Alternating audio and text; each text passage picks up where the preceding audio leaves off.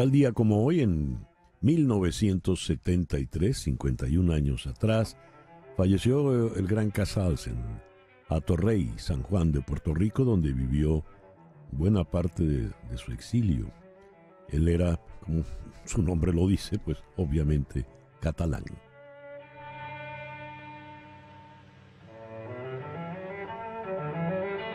¿Cómo llegar a la fecha electoral sin perder amigos por la polarización? Según una encuesta reciente, aproximadamente 1 de cada 4 personas en Estados Unidos dice que ha terminado una amistad debido a desacuerdos políticos. A pocas semanas de las elecciones, en realidad a pocos días de las elecciones, el próximo martes ya es la elección, puede resultar difícil hablar de política.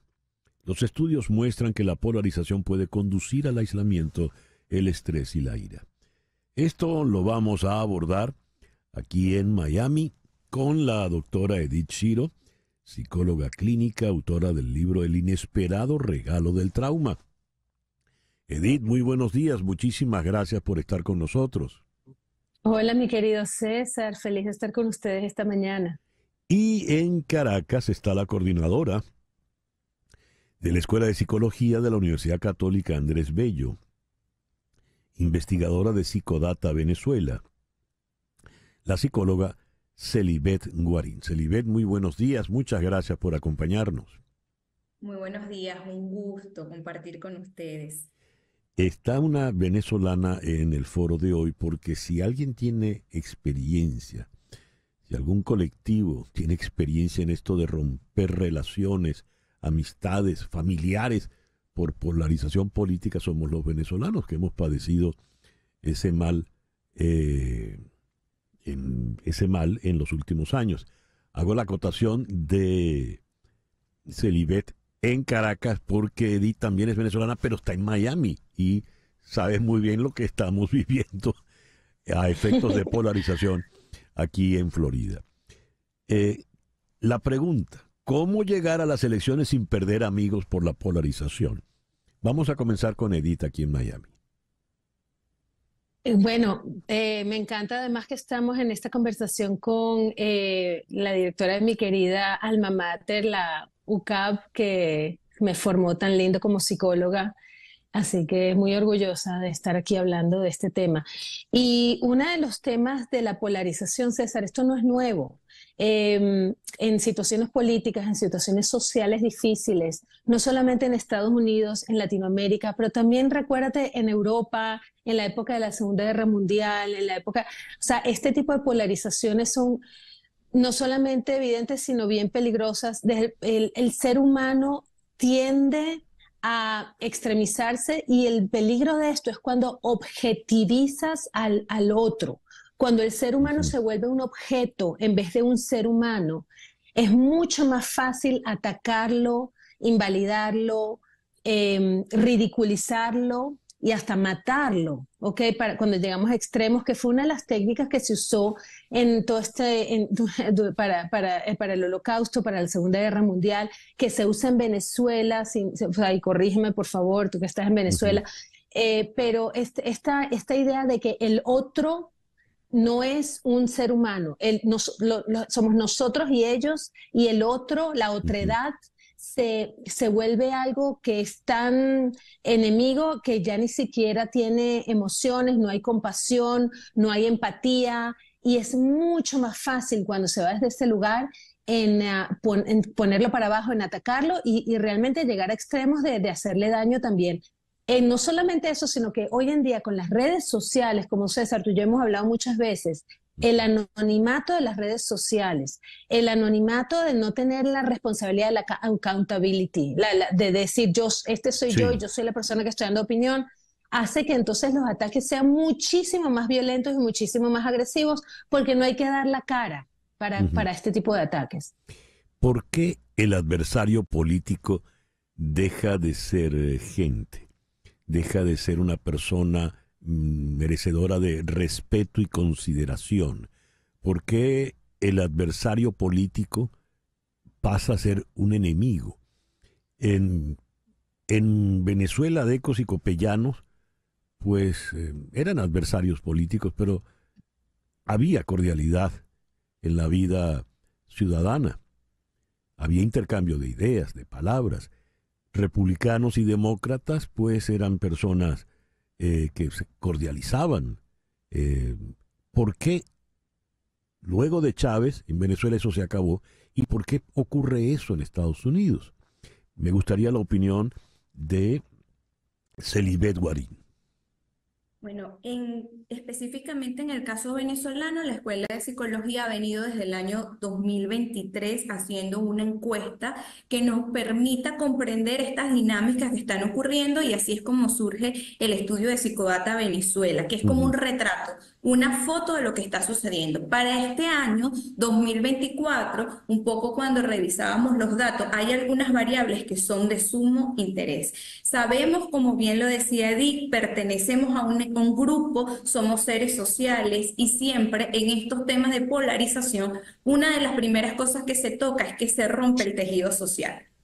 Y desde la encuesta tenemos algunos resultados interesantes, como los relacionados con impulsividad. Ante estos escenarios hay una tendencia a reaccionar de forma rápida, inesperada y desmedida. Y además lo preocupante es que ante situaciones que tú no mides, ya sea internas o externas, pero no mides las consecuencias de ese comportamiento o de esa acción.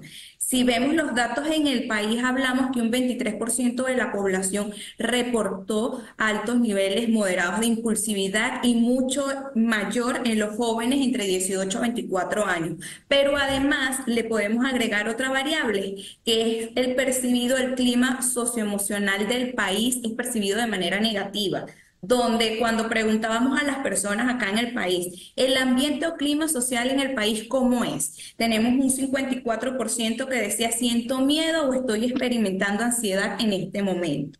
También experimento enojo, irritabilidad ante los demás.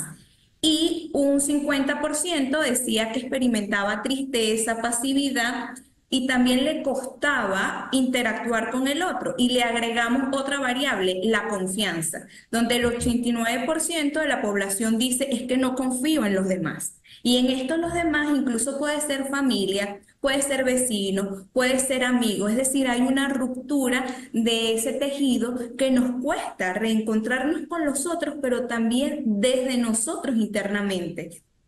Ahora, la pregunta es, ¿podemos establecer conversaciones en temas políticos en estos contextos? Por supuesto que podemos, pero allí es la importancia de educar un poco a la población en cuanto a identificar las emociones que está sintiendo, expresarla de la manera más asertiva posible, pero reconocer cómo estamos viviendo. Ahorita todo el tema de salud mental en contextos vulnerables, en contextos polarizados, que además sabemos que no es nuevo, se convierte en un tema de prioridad, donde debemos cuidarnos como colectivo. Y también pasa algo que es el sesgo de confirmación. Buscamos noticias, buscamos conversaciones, y lo vemos con el algoritmo de las redes sociales. Información que nos permita a nosotros confirmar nuestras hipótesis. Ese es un poco el escenario. Y por supuesto, desde las acciones, cuando sabemos que hay desconfianza, es como un caldo de cultivo para instaurar acciones que sigan rompiendo mucho más el tejido social.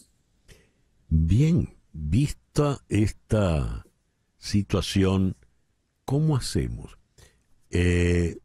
Tenemos la experiencia de familias venezolanas, por ejemplo, que se reconciliaron en la funeraria cuando se murió el papá, y entonces coincidieron los hermanos después de tantos años que no se hablaban. O otros casos extremos. A lo que estamos viviendo hoy en Estados Unidos, Edith, sobre todo aquí en el sur de la Florida, ¿qué nos puedes decir? ¿Qué le puedes recomendar a nuestros oyentes? Alguno que es demócrata y alguno que es republicano, y eran grandes amigos y ya no se hablan. ¿Qué les puedes decir? Mira, una de las cosas que se mencionó ahora es esa cultura socioemocional que se cultiva en el país, que yo sí lo pongo como muy responsable de los líderes que desarrollan estos discursos y estas narrativas, donde las relaciones se basan en el miedo, en la desconfianza y en la amenaza, César. Entonces, Cuando un ser humano se siente amenazado, se siente en peligro, se siente que su vida está en peligro o sus creencias o sus valores están en peligro, lo que va a hacer naturalmente es defenderse. Y defenderse y sobrevivir quiere decir que se pone en modo ataque o en modo huida, ¿verdad? O lucho o huyo. Entonces, el otro se ve como un enemigo casi que de vida o muerte, si no es físico, por lo menos emocional. Cuando un demócrata y un republicano se enfrentan en opiniones, en este momento en la narrativa del país están hablando a nivel casi que supervivencia. Bueno, si votas por uno, mi vida va a estar en peligro. Si votas por el otro, no voy a tener para comer, no voy a tener para vivir, me va a tocar irme de este país. Y cuando se habla desde ese lugar tan primitivo de miedo como primario, no queda más remedio sino entrar en este tipo de ataques y defensas. Entonces, una de las cosas más importantes para hacer es cambiar la narrativa, es no dejarnos como absorber por estos cuentos de miedo donde se instila tanto esa historia de que el otro nos puede atacar, el otro nos puede hacer miedo, nos puede dañar la vida, y empezar a ver al otro como una persona que también tiene opiniones, pero no es un grupo homogéneo, César. Esa es una de las cosas más importantes. Todas las otras personas que opinan diferente que nosotros, no todos son homogéneos y son la misma persona ni opinan igual. Hay complejidad, hay variedad, hay diferencias de opiniones. Entonces, estar curioso para oír la opinión del otro es importante, ver las capas de complejidad. A lo mejor coincidimos en algo y no coincidimos en otra cosa. No dejes que los algoritmos solamente sean un echo chamber de todas tus ideas, porque entonces la capacidad de tolerancia, de empatía, de compasión por el otro cada vez disminuye más. No uses ataques de ridiculización personal. O sea, mantente en la conversación tal vez política, pero no quiere decir que porque una persona sea diferente que tú a nivel político, quiere decir que sea una mala persona o que no tenga cualidades humanas que tú no valores. Entonces, todas estas cosas hay que empezar a entenderlas y nosotros las sabemos. Lo que pasa es que caemos en estas narrativas globales que se nos olvida que los seres humanos somos seres compasivos y somos seres empáticos y somos seres curiosos de la opinión del otro. Ya. Esto es consustancial a nuestra condición humana, porque, por ejemplo, los indios caribe tenían un grito de guerra que era Ana Karina Rote, que decía, solo nosotros somos. Es decir, la han traducido como solo nosotros somos gente, pero el concepto de gente no era un concepto que se manejase entre esa sociedad, pero solo nosotros somos. Esto forma parte de nuestra esencia. Le pregunto a Celibet. Sí, nos vemos en equipos y cuando nosotros en ese tejido social vamos y estamos, es un tema que hay muchas emociones en juego y siempre cuando hablo de las emociones digo, recordemos que el papel fundamental es nuestro cuidado y nuestra supervivencia, porque muy bien como le decía Edith, nos llevan a un plano donde la supervivencia es importante. Es por eso que los discursos políticos están cargados de todo este aspecto emocional, es llevarnos a ese plano y luego cuando ya estamos fuera de lo individual, pues nos buscamos pertenecer a un grupo y defendernos en grupo. Es por eso que los grupos comienzan a enfrentarse. Es decir, mi grupo, yo voy a hacer todo lo que esté a mi alcance para salvar a mi grupo porque además yo pertenezco a mi grupo. Y lo importante aquí es aprender a identificar el tema de que están en juego las emociones, de que está en juego la supervivencia. Y una vez identificamos esto, podemos tener herramientas o estrategias mucho más saludables para encontrarnos con el otro, porque aquí pasa como un dilema. Si bien necesitamos enfrentarnos como equipo, nos tenemos a los otros ante la incertidumbre y ante la adversidad. Es como que nos devolvemos entonces a ser empáticos, a ser compasivos, a vincularnos con un objetivo de grupo. Y aquí es importante estar informados. No solamente mi información y mi punto de vista es válido, sino que hay que revisar diversas fuentes de información, aprender también a parar o frenar la conversación. Podemos escuchar, en este momento lo más importante es escuchar el doble de lo que hablamos, para nosotros luego poder mantener el vínculo con nuestros amigos, identificar también que ellos están igual, llenos de incertidumbre, con algunos elementos o rasgos de impulsividad y dominados por el discurso imperante de las emociones. El tiempo lamentablemente se nos vino encima. Hay que pensar el doble de lo que hablamos.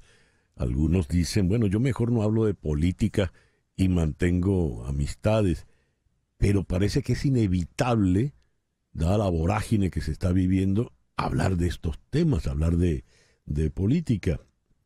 A manera conclusiva ya, ¿qué hacer, Edith? Mira, lo que acabas de decir es importantísimo. Tener conciencia que las relaciones que tenemos son mucho más importantes que cualquier opinión política.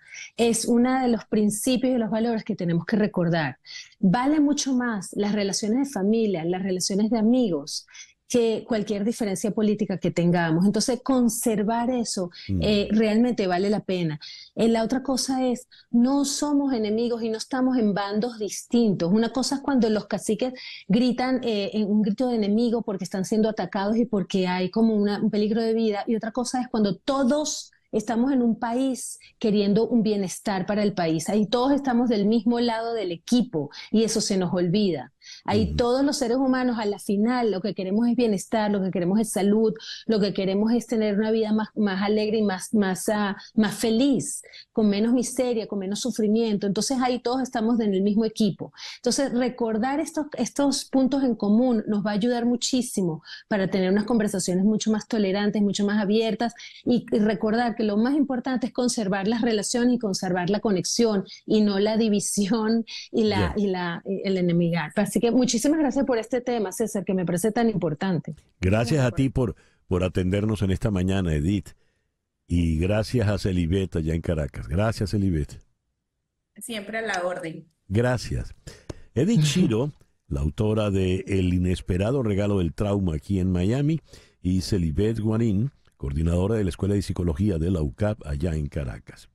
Son las 10:23 de la mañana, una pequeña pausa y ya regresamos en Conexión por Éxitos 107.1 FM en Miami.